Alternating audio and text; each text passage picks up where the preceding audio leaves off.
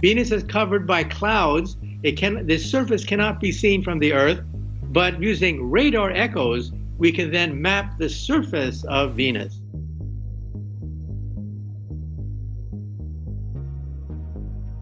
Long before NASA's Magellan mission to Venus, the Russians had sent successful missions to Venus.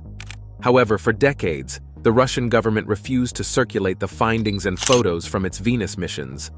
But all that has changed, as for the first time, Russia's classified images of terrifying discoveries on Venus have been leaked.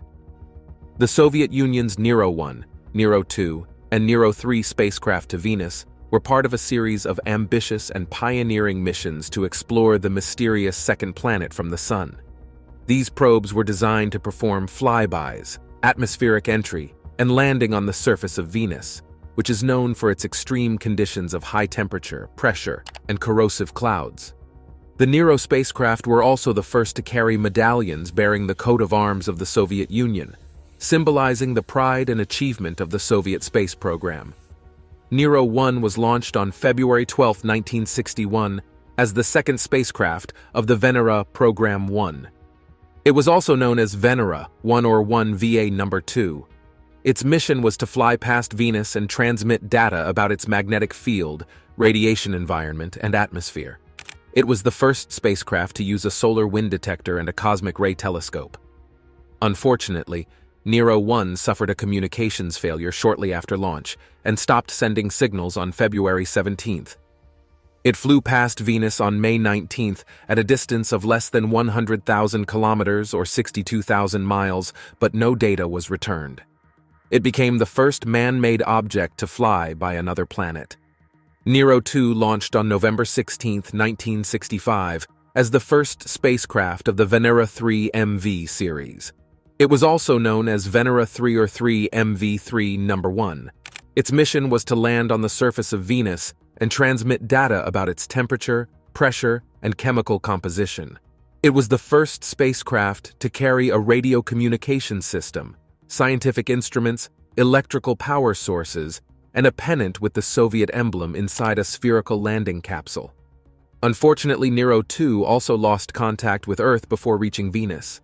It entered the atmosphere of Venus on March 1, 1966, and presumably crashed on the surface, making it the first man-made object to enter and impact another planet. Nero 3 was launched on November 12, 1965, as the fourth spacecraft of the Venera 3 MV series. It was also known as Venera 2 or 3 MV4 number 4. Its mission was to fly past Venus and transmit data about its atmosphere and surface features using a spectrometer, a magnetometer, a photometer, and a television system. It was the first spacecraft to attempt to take pictures of another planet. Unfortunately, the Soviet Union couldn't catch a break.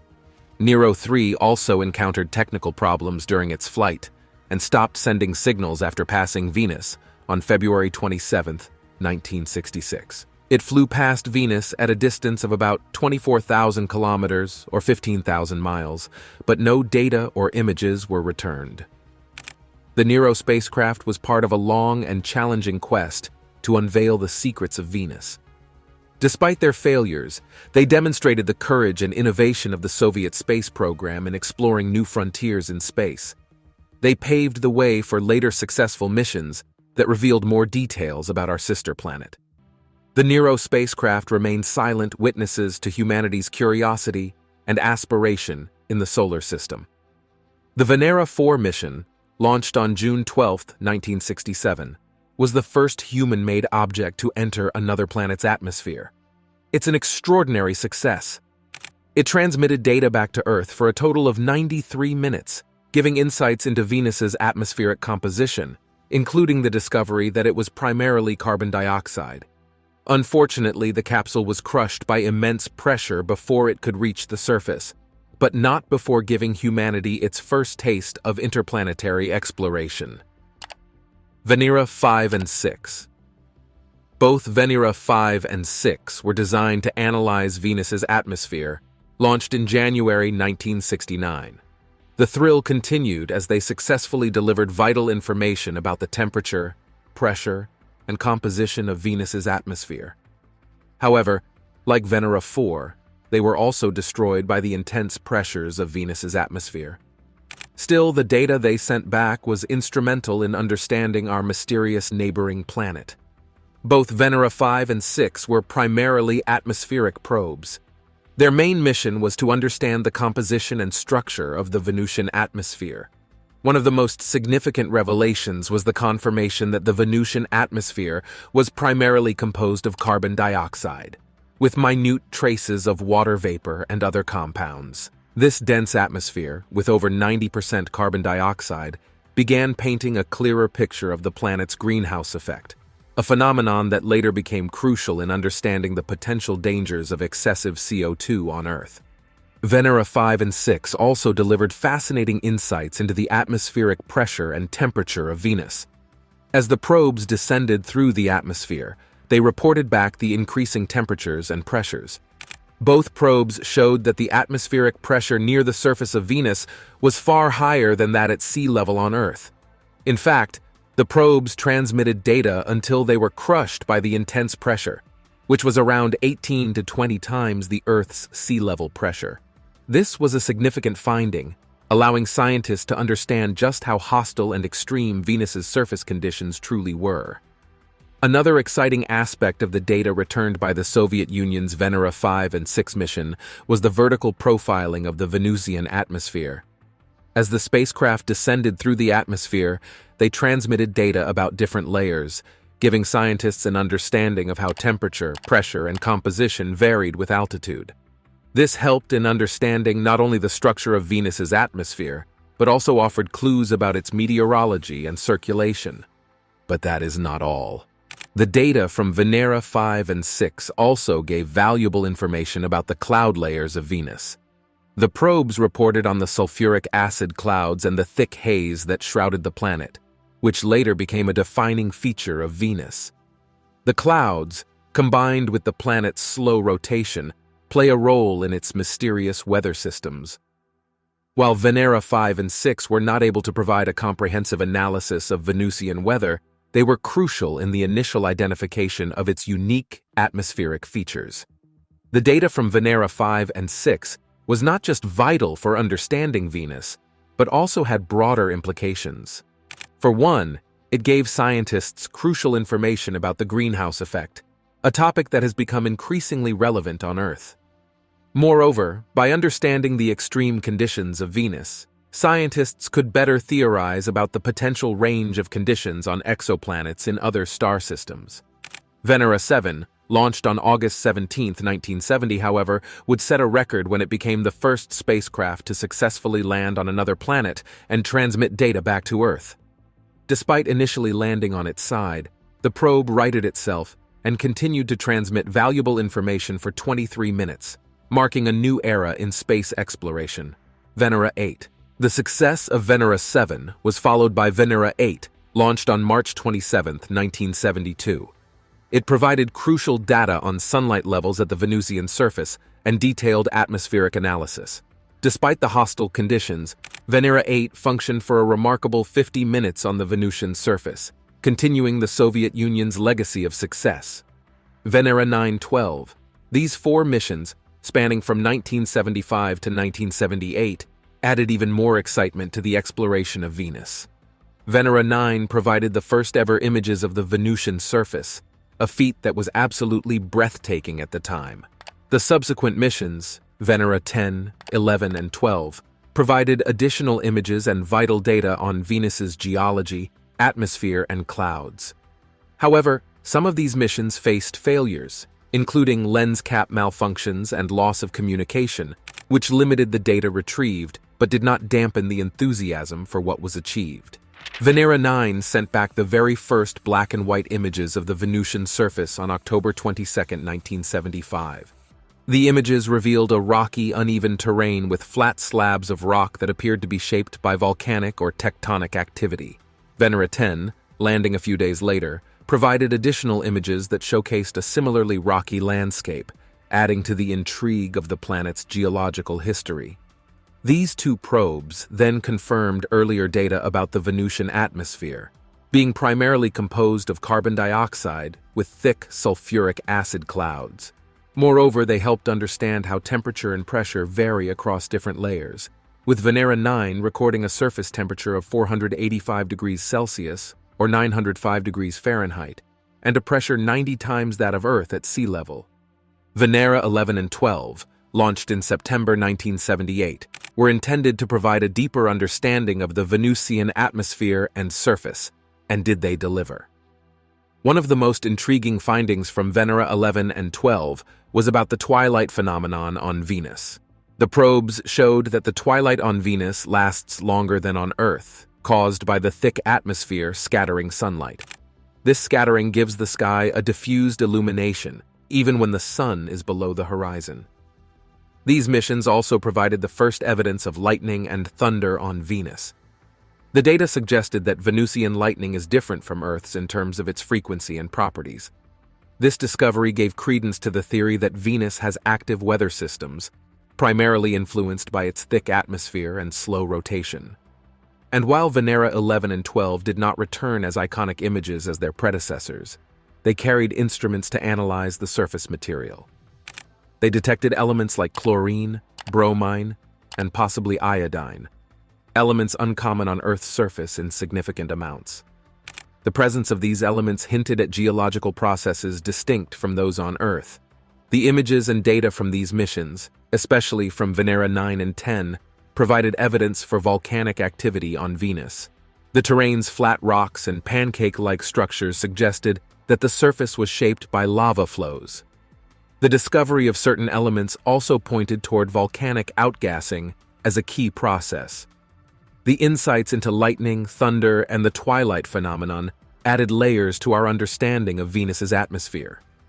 It wasn't just a dense hot cloud of carbon dioxide, it was dynamic, with active weather patterns and interactions with the planet's surface and solar radiation.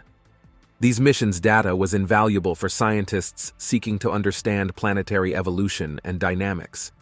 By comparing the processes on Venus with those on Earth, scientists could theorize about planetary development, climate systems, and the potential life-supporting conditions on other planets.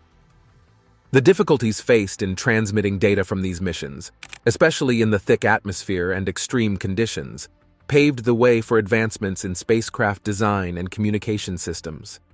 The challenges underscored the importance of resilient technology in space exploration. Venera 13 launched on October 30, 1981.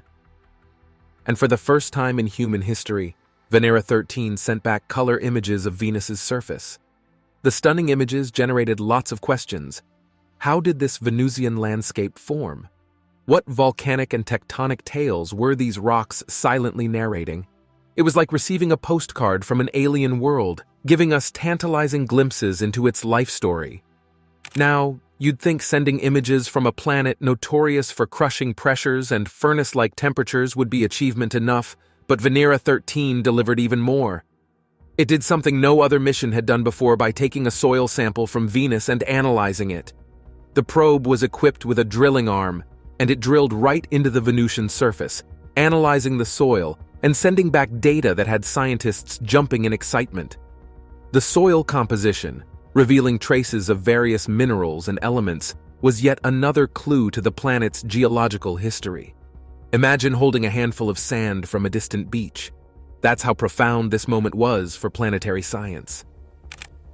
Venera 13's sound recordings added another layer to this cosmic symphony. Amidst the backdrop of Venus's howling winds and the eerie silence of its desolation, the probe captured the sounds of Venus. These weren't just noises, they were the whispers of a planet, the ambient soundtrack of an alien world. For anyone who has ever dreamt of stepping onto another planet, Venera 13's sound recordings were an immersive experience into the world of Venus. And while previous missions had given us insights into Venus's extreme temperatures, Venera 13 reconfirmed them with its detailed readings. A scorching 457 degrees Celsius or 855 degrees Fahrenheit was recorded, with pressures that could flatten a submarine. Every data point emphasized just how hostile and enigmatic this planet was. Venus wasn't just Earth's twin, it was its fiery, wild counterpart, and Venera 13 was our trusted envoy navigating its extremes. Venera 13's suite of instruments didn't stop there.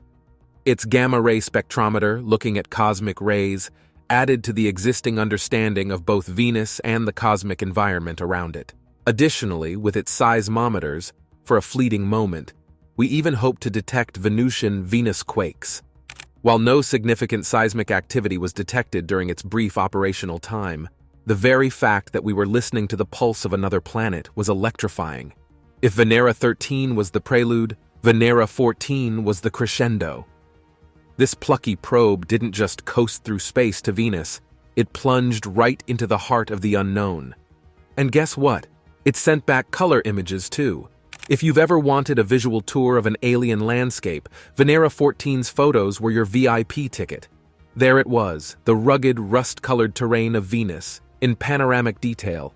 Scientists and space aficionados alike pored over every pixel, every shadow, wondering about the volcanic and geological processes that birthed this landscape. But Venera 14 didn't just stop at eye candy. Oh no, it came equipped with a sophisticated arm designed for soil analysis.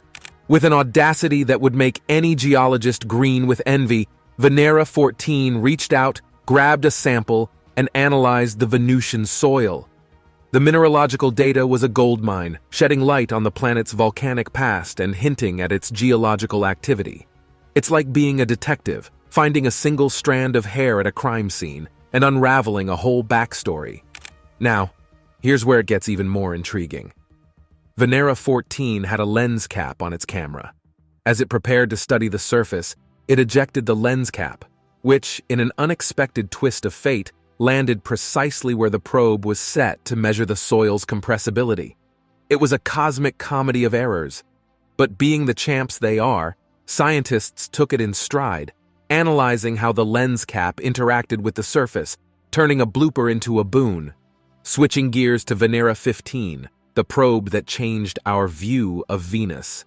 This mission, along with its twin Venera 16, was all about radar mapping. If Venera 14 gave us close-ups, Venera 15 was set to give us wide-angle shots, mapping out vast swaths of Venus's northern hemisphere.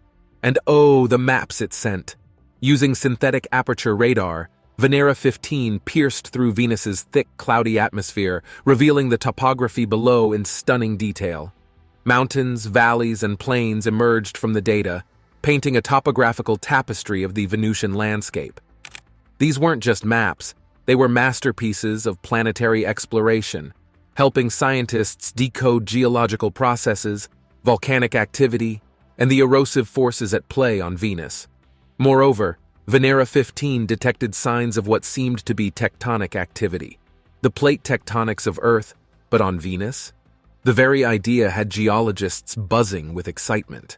While it didn't provide conclusive proof, it paved the way for further investigation into Venus's geodynamic processes. Mikio Kaku is a renowned physicist, futurist, and author who has a passion for exploring the mysteries of the universe. He is also a fan of the Soviet Union's Nero spacecraft, which were the first to fly by and land on Venus, the hottest and most inhospitable planet in the solar system. He recently shared some declassified photos of Venus taken by the Nero probes on his social media accounts and expressed his admiration and awe for these historic missions. The photos show the harsh and alien landscape of Venus, with its rocky terrain, volcanic features, and thick clouds. The photos also reveal the incredible engineering and scientific achievements of the Soviet space program, which managed to design and operate probes that could withstand the extreme conditions of Venus. The photos also capture the courage and curiosity of humanity, which dared to explore and learn about a world so different from our own. Kaku said that he had been fascinated by the Nero spacecraft since he was a young student and that he followed their progress with great interest. He said that he was amazed by the fact that these probes were able to send back data and images from Venus, despite the enormous challenges and risks involved. He said that he hoped that these photos would inspire more people to appreciate the beauty and wonder of space exploration and to support future missions to Venus and beyond. He also said that he was looking forward to seeing more photos and discoveries from Venus, especially from the upcoming missions planned by NASA, ESA, ISRO, and JAXA. He said that he believed that Venus still had many secrets to reveal, and that he was eager to learn more about its origin, evolution, geology, climate, and potential for life. He said that he hoped that one day, humans would be able to visit Venus in person, using advanced technologies such as airships or floating cities. Michio Kaku concluded his posts by saying he hoped that these photos would remind us of our common humanity and our shared destiny in the cosmos. He said that he hoped that these photos would also encourage us to work together as a global community to protect our own planet Earth, which is our only home in the vastness of space.